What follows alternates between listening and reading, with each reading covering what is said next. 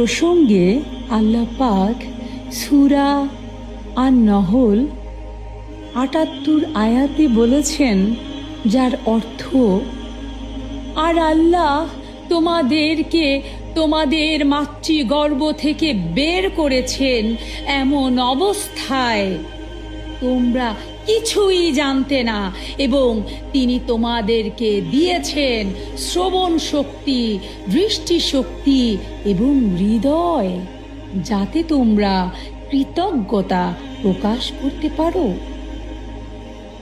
সুফি সাধকের দৃষ্টিতে এই আয়াত বলে, মানুষের সমস্ত জ্ঞানের উৎস তার নিজের মস্তিষ্ক নয়, সেই স্রষ্টার চেতনা, যিনি তাকে জানার ক্ষমতা দিয়েছেন।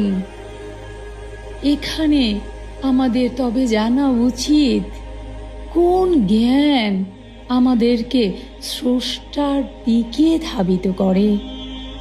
আমাদের জানা উচিত সত্য জ্ঞানের পথ কোনটি, কোথায় পাওয়া যায় ঋত্বিক প্রশান্তি, কোনটি আলোর পথ।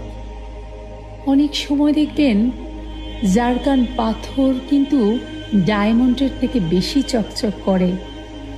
ইংরেজিতে একটা প্রবাদ আছে, all that glitters is not gold, অর্থাৎ চকচক করলেই স্বর্ণ হয় না। প্রকৃত জ্ঞান হচ্ছে মারিফাতের জ্ঞান, প্রকৃত জ্ঞান হচ্ছে স্রষ্টার জ্ঞান।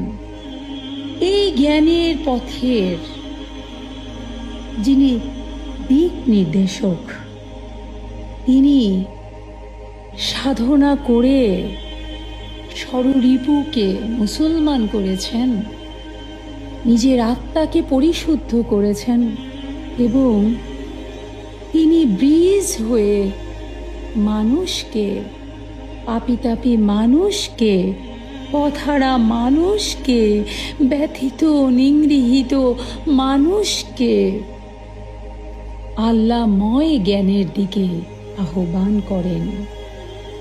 তার প্রতি কৃতজ্ঞতা, যিনি আলোর মশাল হাতে হৃদয়ের সম্মুখে পত্তলিকা উড়িয়ে দাঁড়িয়ে আছেন।